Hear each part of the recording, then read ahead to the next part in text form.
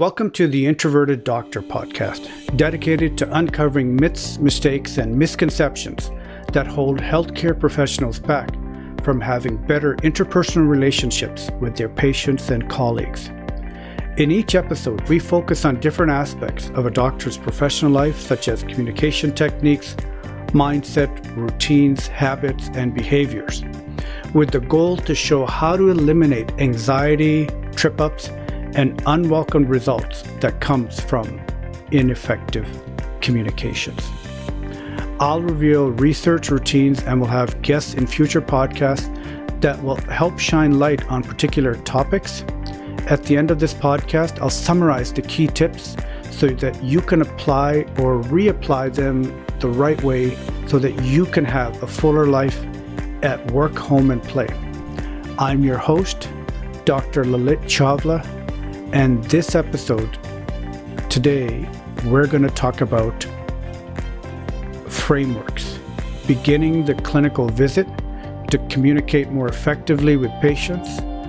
And note that you can find the show notes at the introverteddoctor.com website.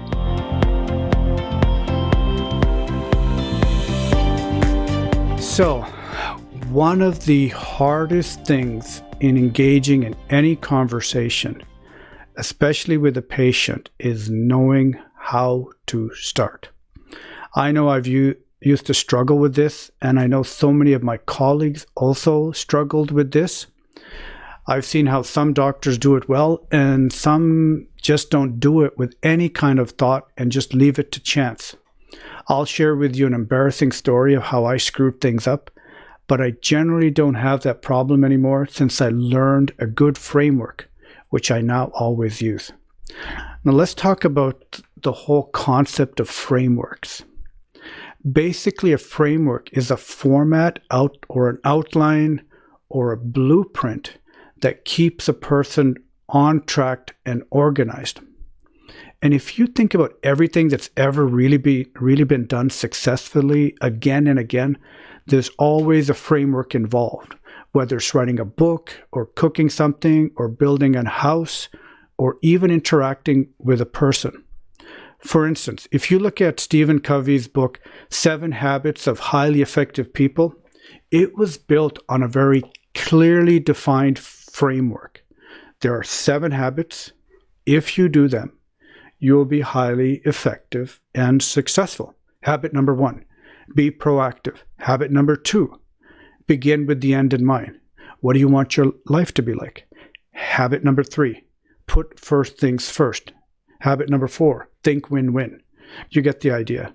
His book, by the way, has been one of the best-selling books in history and voted by Time as one of the 25 most influential business/personal management books ever. And it's largely because he had a great framework, which was very well organized and with important content in there. If you look at someone who is baking or cooking, there's a framework involved. You get the ingredients, you get the right equipment, you proceed from step 1, step 2, make sure the oven is ready at the right temperature, and you put it in, and then voila, you have your masterpiece cake. If you're building a house, there literally is a framework that the entire house is built on, which is based on blueprints that you have. Without a framework, you would falter, and an interaction with a patient really isn't all that different. By the way, the ACLS and ATLS, which is advanced cardiac life support and advanced trauma life support, was really successful because it was built on a framework. The ABCDE, airway, breathing, circulation, disability, exposure. Primarily, that framework was created because a doctor's family died in a car accident, and there was so much chaos when they were trying to help in that situation. They didn't know what to do. And that really was the origin of ACLS. He basically created a framework for healthcare providers.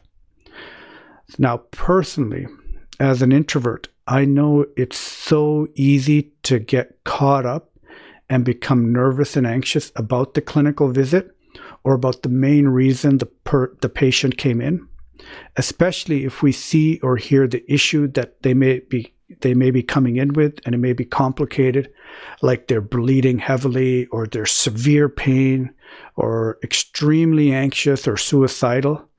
We can also be sidetracked when a person comes in with multiple complaints, and we get lost in terms of how do we conduct ourselves and how do we navigate the situation properly. I know I can still get lost, and what brings me back is this framework that I'm going to share with you in just a second. It's helped many clinicians stay on track, and don't let the simplicity fool you. Simplicity is so often our friend.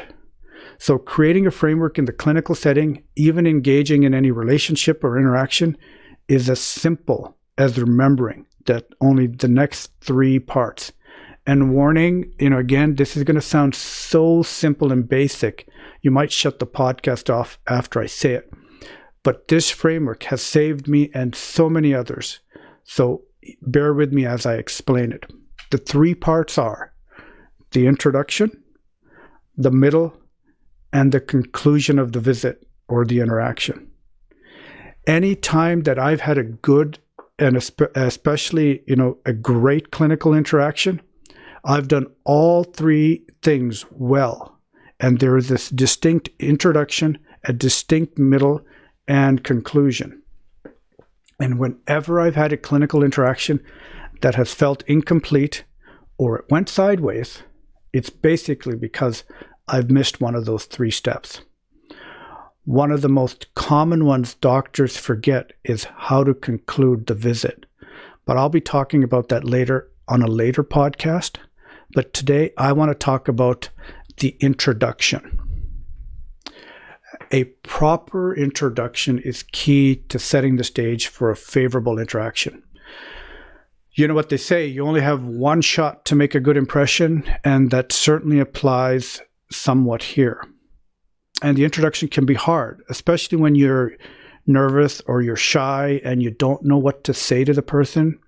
You can end up with an awkward silence or end up saying something silly or just downright, it doesn't even make any sense. Like the time when I was working in the ER and a young man who was wearing athletic spandex that cyclists wear, he was brought in hobbling by a woman, and I stupidly walked in the exam room and said, "Hi, John, I'm Dr. Chawla. This must be your mother."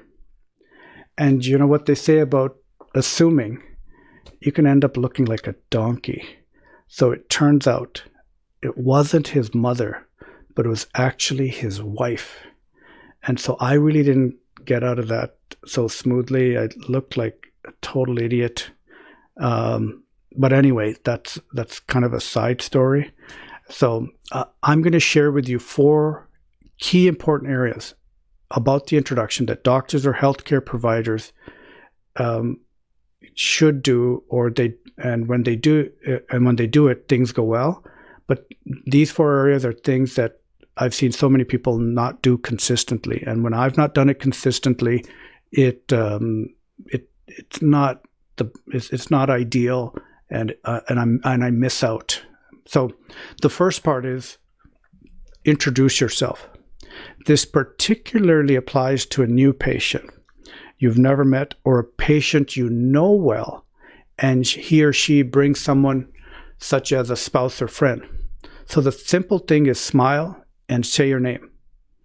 Over the many years I've practiced, I've seen many new and veteran doctors working the ER or hospital coming in, and they go into the exam room and they simply start talking. They assume just because they're wearing a stethoscope or scrubs that the patient knows they're the doctor. They don't feel they need to identify themselves and that it's understood. And they dive right into the problem or scenario. Now, I certainly understand that, and I'd be lying if I hadn't done it in the past. But introducing yourself is a basic sign of respect for the other person. It's basic common courtesy, and there is a tension and fear that the patient already has that can really be heightened when we don't start off right. Introducing yourself is one of the consistent things we teach young medical learners and residents. And as a clinician, we're engaging in and developing and fostering a relationship. So even if we never happen to see that patient again, and we're developing a micro relationship. So when I introduce myself, I can see it sets them at ease, and that in turn just creates a greater level of comfort in every respect. And it also makes me feel comfortable. You just get off to a good start. You get warmed up, and you just start the conversation. The other thing to remember is to show some enthusiasm, that you're happy to be there, even if you may not be. We've all been physically, mentally, emotionally, and socially tired. But as my mentor, who taught me how to be a world-class illusionist, always said, especially when I was tired and didn't want to rehearse or train for the death-defying escape, he always said to me, professionals do even if they don't want to.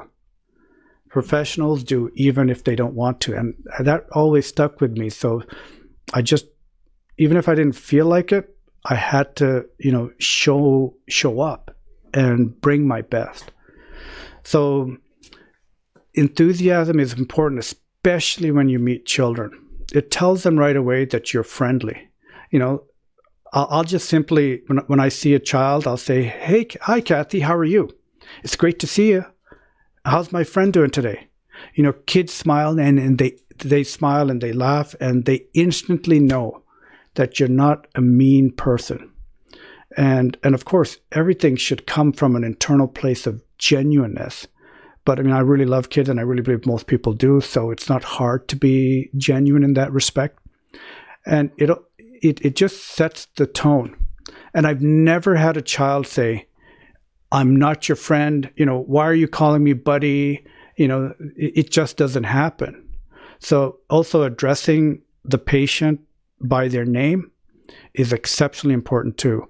And then the next step, so number 2 is that I'll lend into small talk. And to be honest with you, when I first started engaging in clinical practice, I didn't know the value of small talk and didn't realize how hugely important it was, not only in making the person feel comfortable, but it also made me feel comfortable to get the dialogue rolling. And you only need a few seconds to get settled in, and it doesn't really take long. So I didn't realize the value until I started doing it more consistently, and I noticed the conversations became better. Small talk is a good part of the whole introductory process. It sets the stage and starts building trust. And trust is so important, not only in that patients will share information in a more complete and truthful manner, which ultimately results in better shared care solutions that you make together. But when you don't make small talk or introduce yourself, the whole experience feels rushed and insincere. And you're basically saying to the person, "Let's get on with it. I'm too busy to even introduce myself to you and talk about other things, that are not medically related." It just says that this is not a personal interaction and just simply business. All it's saying, it's a very consumer-oriented approach, and that's just not good medicine, in my opinion. There needs to be an element where the person is warmed up and that they know that you're ready to listen and you want to give them your undivided attention. This also applies if you know the person well, and even though you have a long history, getting things warmed up is important. Just because you've been a good listener in the past doesn't mean you're going to be a good listener now. So this little advice, can be taken even out of the clinical interaction. When I'm not paying attention even a little bit with my wife or kids, they know it, and they help me dial things back in. Nothing is more embarrassing, when my 4-year-old son told me, Papa, why are you looking at your phone again while we're playing? And he was so right. I just wasn't being very present and completely focused and attentive with him. So small talk, and here's the thing about small talk. It doesn't have to be long. That's why it's called small talk. So I'll start off with a rhetorical question or simple question, and ask them about the weather. Is it hot out? Or is it cold? Is it raining? Or I'll ask them about the weekend. We sure had a nice weekend, didn't we? Small bits of information sets the stage and helps me relax, and it also helps them to relax as well. And helps, so just find a simple question that might be easy, that you could think about.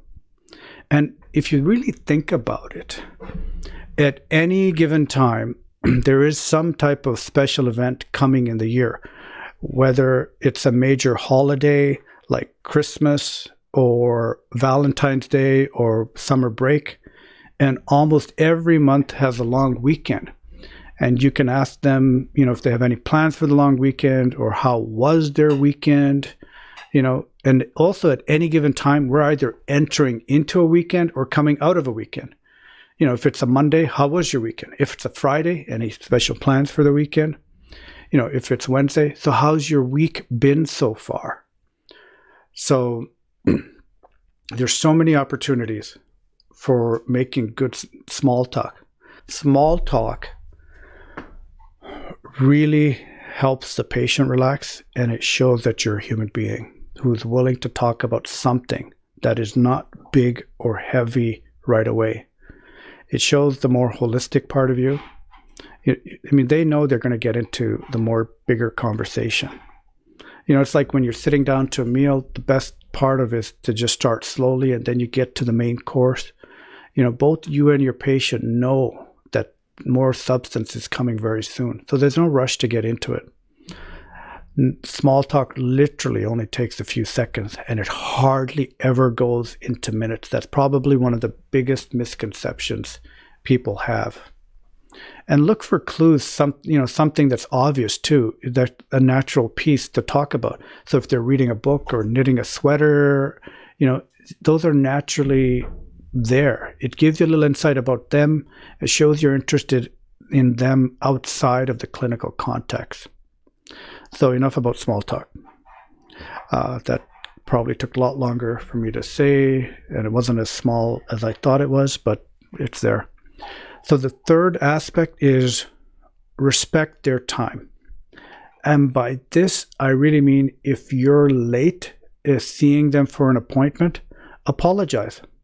I'll say, sorry to keep you waiting. They know you're busy, and making that statement shows that you value their time and that you care. And obviously be genuine about it. I suspect many doctors don't say this, and that creates a bit of divide and disconnect for patients. And, they know that in the world of medicine, things come up. But you should take that quick 2 seconds and say something that acknowledges that their time is valuable. It just helps build good rapport. And if you don't want to say you're sorry, then thank them for waiting patiently.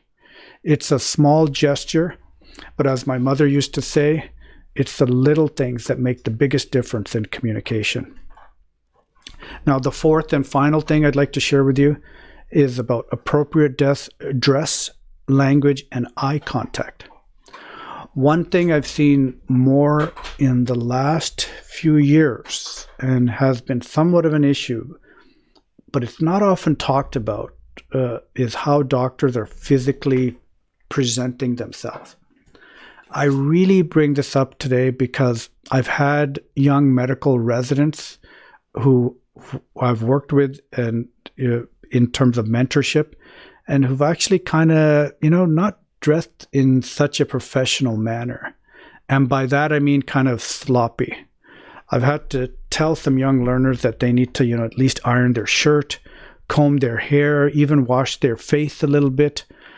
this may seem a little bit moody on my part, or even picky, or even unnecessary, but I really believe every profession has a certain standard. Policemen wear a certain gear, firemen do, paramedics do. They present themselves in a physical manner that they care enough about themselves, and that it's saying, I also care enough about how I'm going to take care of you. Because in one sense, some patients may be thinking, if you can't take care of yourself, how can you take care of me? And I really believe that when you enter in a workplace, especially as a doctor, then the right attire, conveys a certain level of respect and self-dignity we have. It's a subtle message, but I really think it's an important one. And when you look professional, you're really saying, I'm alert, bright, ready to pay attention and listen to you, because your physical attire can represent your emotional state too. Now, obviously, if you're working in the ER or operating room, you're not going to be wearing a three-piece suit or a fancy ballroom dress. Clean scrubs are appropriate. But this is a bit of common sense. But as the old saying goes, common sense is uncommon. And then there's the aspect of body language and how we actually speak. As an introvert or someone who's shy, we can forget how we physically carry ourselves, and how that will greatly affect how others see us, not to mention how we also feel. Lots of research shows that if you feel scared, shy, or hesitant, your body reacts accordingly. If you're depressed, your shoulders come in, your head goes down, your speech slows down, and the whole concept of how much our physiology and psychology are connected is really evident. But fortunately, if we change our body to sit and stand more upright, our eyes are brighter, and it triggers our brain for our psychology to work better and to be more present. If you're smiling, it's hard to be negative. If you're laughing, you can't be angry or upset. We also end up using better language, and we listen better. The result is we're able to help others, and in the end, it's a great work environment. We feel more energized and more fulfilled. Good, gentle eye contact with a patient also conveys respect. As people who are shy, that's something we can sometimes tend to divert. We tend to divert our eyes and may not look at them directly. And of course, there are different cultural variations in terms of how much and how long the eye contact should be. I mean, you don't want to be gawking at people's, looking at them in their eye and look like some kind of psychopath, but you don't want to be turned away and not paying attention to them either, because it doesn't show any kind of that you care, right? So, and sometimes the patients we see may be more of an introvert too, so you don't want to overdo it. So blinking, and staring at them just can, and it can just scare them. Not blinking, but, just staring at them. So that's really the part of medicine, is knowing how to adjust your body language accordingly. Here's a quick tip that I share with my medical students and residents. Avoid the computer when you're talking to patients. But if you need to use it, let them know and ask them if it's okay that what you're about to do. So many times when we're clicking away and we're trying to listen to them, we're not looking up at them. It just sends a bad signal. But if you need to send something that you're looking up an x-ray, or you're going to send off a medication script, just let them know. Okay, I'm just looking up an x-ray. I'm not ignoring you, but I'm going to be looking up something that is useful. Or I'm just going to send the medication script, and boom. So that's really important. Too much multitasking makes the interaction feel rushed, and that's what doctors do. We just want to get things done quickly. And so it's about finding the right happy medium place where the computer is appropriately used, and it's used with the patient rather than simply to get things done and just move out of the exam room quickly as possible. Especially if the computer is positioned awkwardly and forces you to have your back against them, that just is poor positioning for yourself and makes the interaction really hard. If you can change your workspace and make it better, it's worth the cost to do it. It's the price of preventing mental fatigue, personal irritability, and unsatisfying patient interactions. There's no price to it. As I mentioned, I'll talk about the details of physicality in another podcast in more detail and give it the time that it deserves. So I'm going to summarize this podcast in a few seconds, but I wanted to give you a little information about the next episode, which is the middle aspect of the clinical visit. How do we start the in-depth conversations that unfold and when we're trying to learn about what's happening for the patient? What are good questions to ask? When to use certain types of questions? But here's a quick summary about this podcast.